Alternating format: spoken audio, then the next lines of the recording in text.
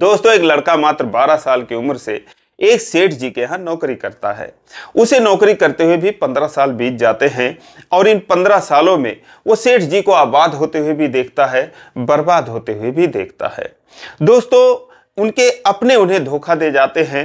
जीवन के अंतिम दिनों में वो और उनका परिवार भूखों मरने लगता है, लेकिन वो नौकर पूरी ईमानदारी और पूरी वफादारी के साथ उनके साथ लगा रहता है। वो उनका साथ नहीं छोड़ता है। एक समय ऐसा भी आ जाता है जब उस नौकर को खुद कहीं नौकरी करके और उस परिवार का पेट भरना पड़ता है, क्योंकि उनके परिवार में एक नौजवान विधवा बहू होती है और उनकी पत्नी होती है। दोस्तों, एक दिल को छू लेने वाली एक कहानी है। आइए जानते हैं पूरी कहानी इस वीडियो में। लेकिन वीडियो में आगे बढ़ने से पहले बस वही रिक्वेस्ट कि वीडियो को लाइक कर दीजिए, चैनल को भी सब्सक्राइब कर लीजिए ताकि मेरा हौसला बढ़ता रहे।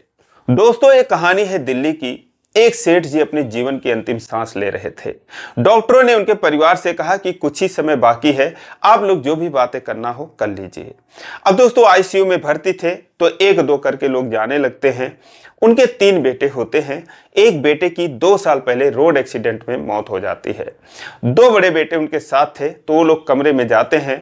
सेठ जी उन्हें जीवन की कुछ सीख देते हैं, कुछ ऊंच नीच समझाते हैं और उसके बाद वो लोग कमरे से बाहर आ जाते हैं। उसके बाद उनकी पत्नी जाती है, जिसका नाम शारदा होता है। अब जैसे वो जाती है तो उसे देखकर मुस्कुराते हैं, कहते हैं, शारदा, अब तो मैं जा रहा हूं। अगर मैंने तेरे साथ कोई गलती की हो जाने अनजाने में तो तू मुझे माफ कर देना। अब दोस्तों, जो शारदा थी उनके छाती पर अपना सिर रखकर रोने लगती है, कहती हैं कि मुझे भी अपने साथ ले चलो। सेठ जी कहते हैं कि अगर मैं ले चलता तो जरूर ले जाता, लेकिन अभी तेरा यहाँ पर बहुत काम है। तेरे सर पे जो है अभी एक बोझ है, एक विधवा बहू का बोझ है। उसे कौन समझाएगा, कौन उसे ढाढ़स बंधाएगा, कौन देखेगा? तो अभी तेरा यहाँ पर काम है, तू यहीं पर रह और मेरी चिंता मत कर, मैं जा रहा हूँ। दोस्तों, उसके बाद उनकी वो बहू आती है, जिसे देखते ही उनका कलेजा फट जाता है। दोस्तों, नौजवान विधवा बहू 24-25 साल उसकी उम्र होती है। उसको देखते ही कहते हैं कि बेटा, अभी तुम्हारी पूरी उम्र पड़ी है, तुम कहीं अपनी जिंदगी बसा लेना, अपने सास की चिंता मत करना। उसका क्या, उसके और भी बेटे बहू हैं, किसी के भी पास रह लेगी। लेकिन बस यही है, मुझे और किसी पर भरोसा नहीं है। उसके बाद दोस्तों, वो उनका एक नौकर होता है जिसका नाम रमेश होता है। कहते हैं रमेश को भी बुला दो। अब रमेश कमरे में आता है, उसको देखते हैं और कहते हैं, रमेश, मेरे जाने के बाद पता नहीं ये लोग तेरी तनख्वाह दे पाएंगे भी कि नहीं दे पाएंगे, लेकिन तू इतने दिनों से मेरे पास काम कर रहा है, काश मैंने तेरे लिए कुछ किया होता। रमेश कहता है, सेठ जी, आपने मेरे लिए बहुत कुछ किया है, 15 सालों से आप ही तो मेरा घर चला रहे हैं। वो कहते हैं कि अच्छा, एक वादा कर सकता है तू? रमेश कहता है, बोलिए बाबूजी। तो सेठ जी कहते हैं कि रमेश, मेरे जाने के बाद मैं तो जा रहा हूँ, लेकिन तेरी अम्मा जी अकेली रह जाएंगी और मुझे विश्वास है कि वो बस साल ही 6 महीने में वो भी चली आएगी। तो इसीलिए क्या जब तक वो रहेंगी तो उनके साथ रह सकता है?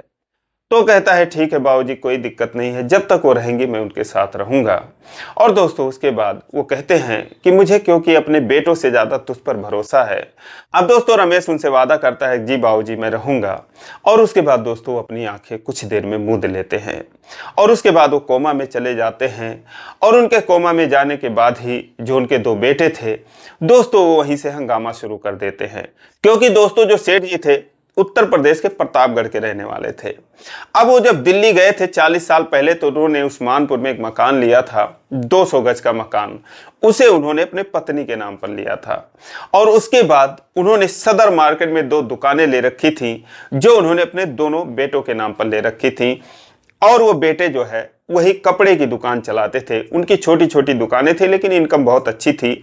और उसके बाद वो लोग अपने माता पिता से अलग रहते थे। अब जब ये कोमा में चले गए तो दोनों बेटे जिद करने लगे कि जो मकान है वो मेरे नाम कर दे। उसकी माँ कहती है कि अभी तेरा बाप जिंदा है, अभी हॉस्पिटल में, अभी से तुम लोग जो है मकान के लिए इस तरीके से परेशान होने लगे, अभी पता नहीं इनके साथ क्या होगा क्या नहीं होगा, इतना तो इंतजार कर लो। फिर उनके बेटे कहते हैं कि इंतजार क्या करना है, डॉक्टर साहब कह रहे हैं कि ज़्यादा से ज़्यादा 1 दिन या 2 दिन, और उससे ज़्यादा नहीं चल पाएंगे। तो उसकी माँ ने कहा, अरे जब भी होगा देखा जाएगा। अब दोस्तों, उसके बाद वो जो बेटे थे अपनी वाली करके चले गए और इधर जो है रमेश और उनकी जो बहू थी विधवा, उसका नाम रागिनी होता है, रागिनी और शारदा ये तीनों हॉस्पिटल में रह जाते हैं। डॉक्टरों के जवाब का इंतजार करने लगते हैं, लेकिन दोस्तों 1 दिन 2 दिन बीत जाते हैं, सेठ जी का कुछ नहीं होता। ऐसे ऐसे देखते देखते 15 दिन बीत जाते हैं। अब सेठ जी उसी तरह हॉस्पिटल में पड़े रहे और हर दिन का खर्चा 10,000, 5,000, 7,000, 15,000 लगता रहा। अब जब इतना पैसे लगने लगा तो उनके पास जो भी जमा पूंजी थी धीरे धीरे करके खत्म होने लगी। सेठ जी ना जीने में थे ना मरने में थे, और इसी हालत में वो 2 महीने तक उसी हॉस्पिटल में रह जाते हैं।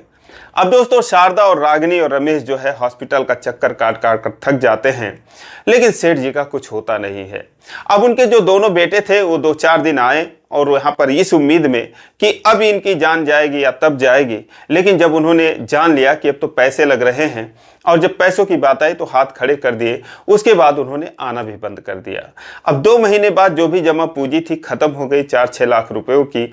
उसके बाद शारदा ने अपने गहने बेच दिए, जो उनकी बहू थी विधवा रागिनी उसने भी अपने सारे गहने बेच दिए। सेठ जी के इलाज में सब कुछ लगा दिया, क्योंकि उनका इलाज तो होना नहीं था, बस वो जिंदा थे, उनकी सांसें चल रही थी और पैसे लग रहे थे।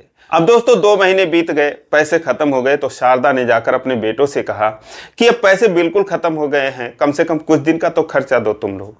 अब दोस्तों बेटों का जवाब सुनकर शारदा हैरान रह जाती है। वो लोग कहते हैं कि हमारे अपने बच्चे, हमारा अपना काम है, हम मुर्दे पर क्यों खर्चा करें, तू ही पड़ी है बिना मतलब उनके पीछे। अब दोस्तों उसके बाद जब कोई चारा नहीं सूझता तब वो आते हैं अपनी बहू से, रमेश से चर्चा करते हैं क्या किया जाए। वो लोग क्या करते हैं, उसके बाद वो डॉक्टर से कहते हैं कि डॉक्टर साहब आप निकाल ही दो। डॉक्टर जो है वो निकाल देते हैं।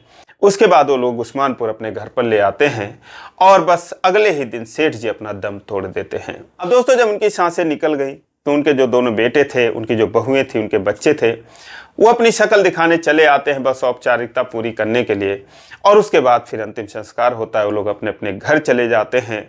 और फिर 2 ही दिन बाद बस वही जो है मकान अपने नाम करने की जिद करने लगे। शारदा जो थी वो डिप्रेशन में थी, बाकी ये तीनों लोग डिप्रेशन में थे, लेकिन वो सारे लोग बस यही चीज चाहते थे किसी तरीके से वो मकान जो है उनके नाम पर हो जाए। अब दोस्तों जब वो लोग ज्यादा कहने लगे तो फिर शारदा ने कहा कि छोटी बहू कहाँ जाएगी, तो उन लोगों ने बोला कि इसका जहां मर्जी तहां जाए, और इसका भी अब घर में रहने का क्या मतलब है, रमेश भी क्यों घर में रह रहा है, उसका अलग ही खर्चा है, तुम जो है हमारे साथ चलो, इन लोगों को जो है इनको जहां जाना हो जाए। अब शारदा बोली कि बहू का जब मर्जी तब वो जाएगी, जब उसका मन करेगा, हम उसको भगा थोड़ी सकते हैं, और तुम लोगों को इतनी जल्दी है तो जो छोटे बेटे का हिस्सा है, जो 1.5 करोड़ का मकान है, 50 लाख रुपए तुम लोग रागिनी के नाम कर दो और उसके बाद जो है तुम मकान तुम्हारे नाम कर देती हूँ।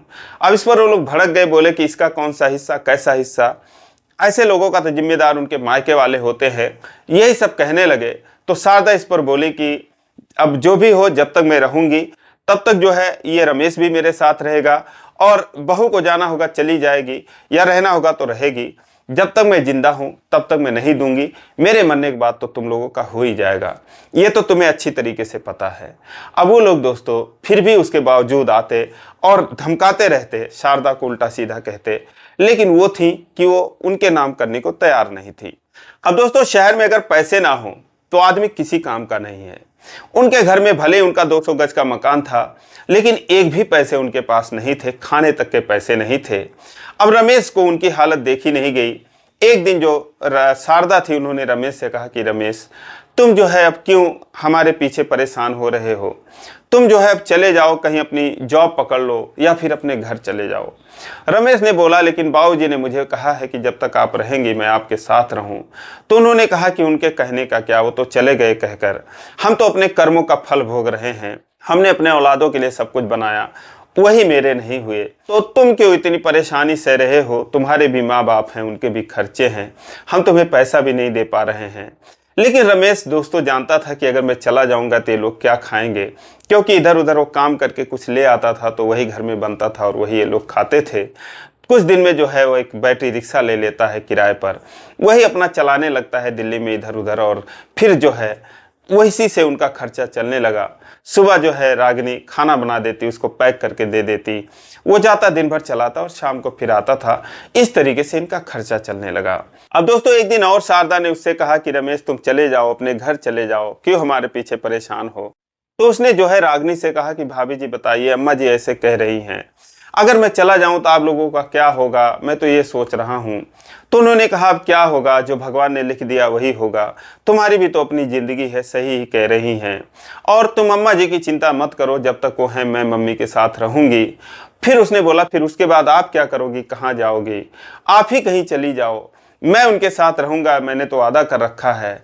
तो उन्होंने कहा जैसे आपने वादा कर रखा है बाबूजी से, वैसे मुझे भी शेखर ने जाते जाते कहा था। दोस्तों शेखर उसके पति का नाम होता है जिसकी की मौत हो गई होती है।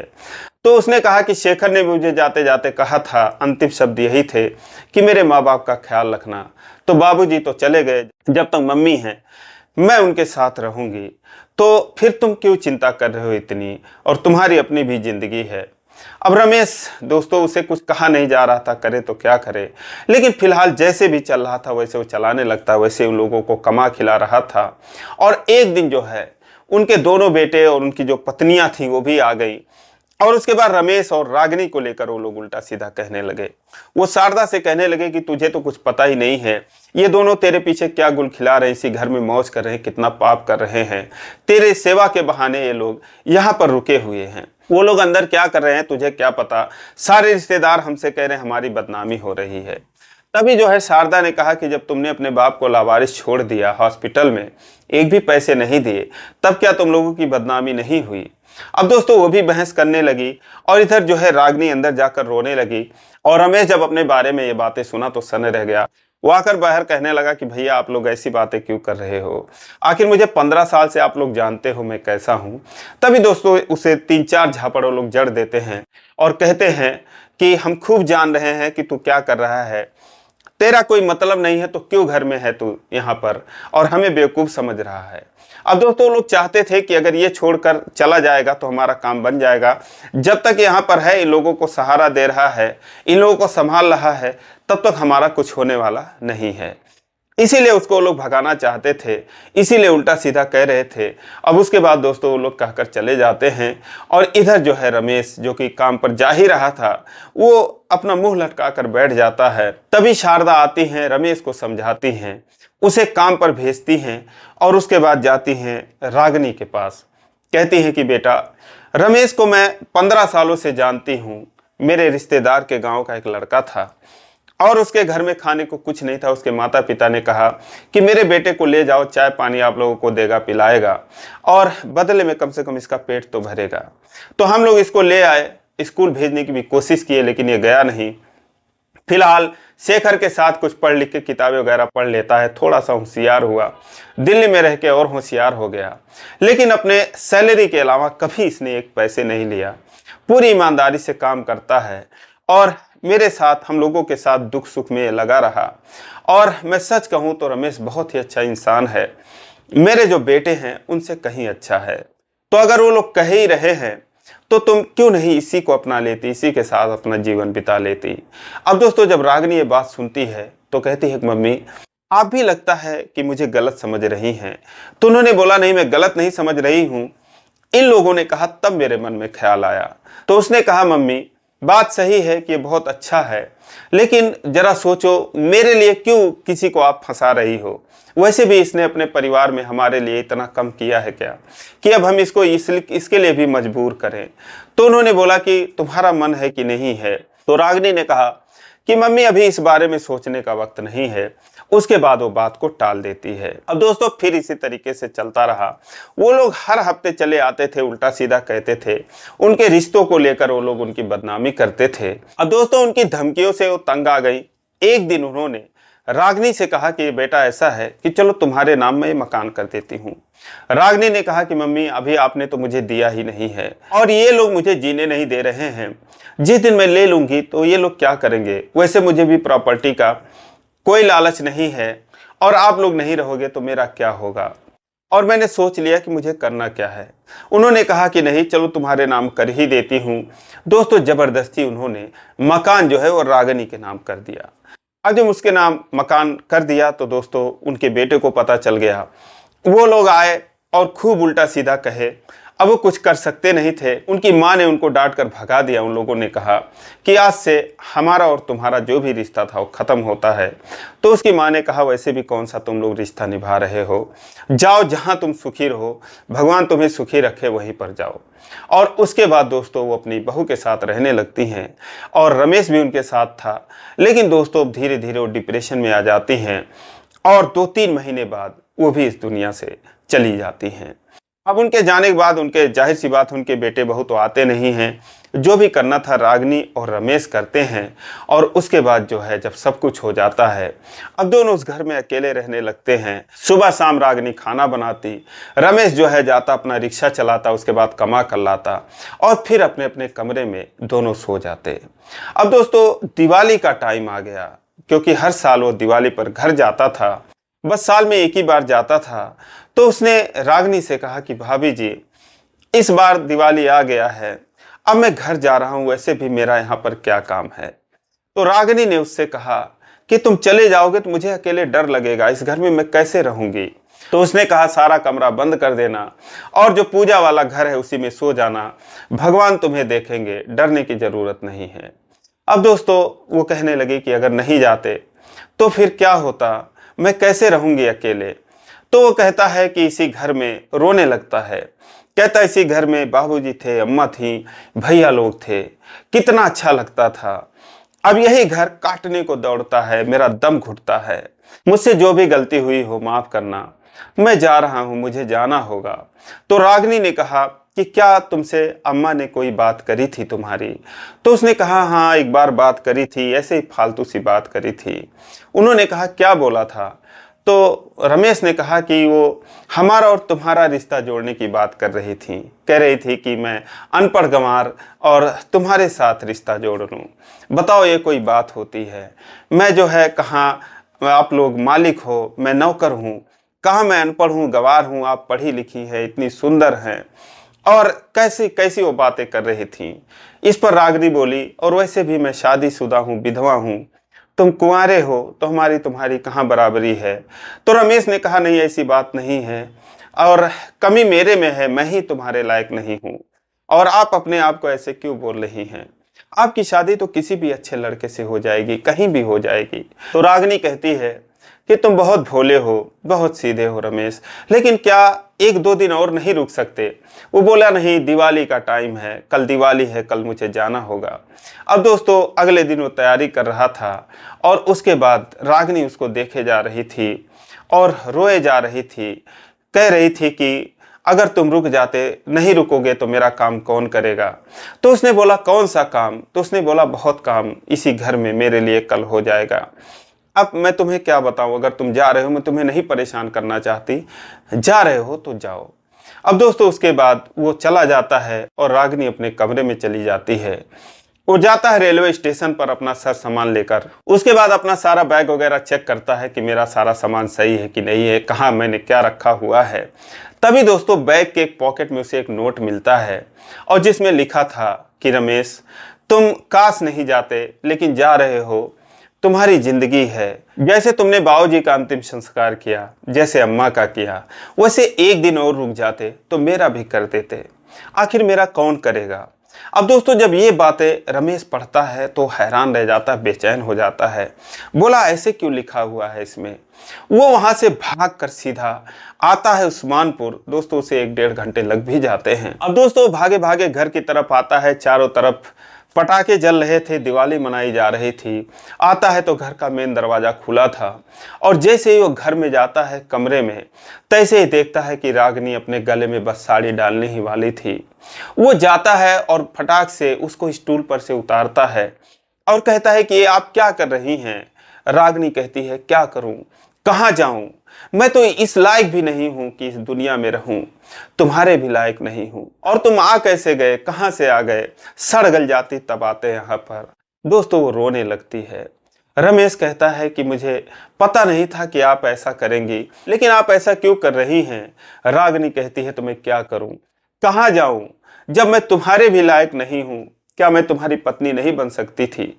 अब दोस्तों ये बात सुनते ही रमेश जो है रागिनी को देखने लगता है और कहता है कि मुझे विश्वास नहीं हो रहा है आप मुझसे शादी करेंगी, मैं तो आपके लायक नहीं हूँ। तो कहती है क्यों नहीं हो, तुम एक बहुत अच्छे इंसान हो, शायद मैं तुम्हारे लायक नहीं हूँ इसीलिए तुम मुझे छोड़कर जा रहे थे। दोस्तों उसके बाद रमेश रागिनी को गले से लगा लेता है, दोनों फूट फूट कर रोने लगते हैं। लेकिन दोस्तों दिवाली की उस रात उन दोनों को एक नई जिंदगी मिलती है और उसके बाद दोनों पति पत्नी के रूप में आज एक बेहतरीन जीवन बिता रहे हैं। उनका एक बच्चा भी है। दोस्तों ये 2022 की कहानी है। आज रमेश के माता पिता भी उन लोगों के साथ ही रहते हैं, बहुत खुश हैं। तो दोस्तों ये रही कहानी। आपको कैसी लगी कमेंट करके जरूर बताएं और अच्छी लगी हो तो चैनल को सब्सक्राइब करेंगे इसी प्रकार की कहानियों के लिए। फिर मिलेंगे अगले वीडियो में, तब तक के लिए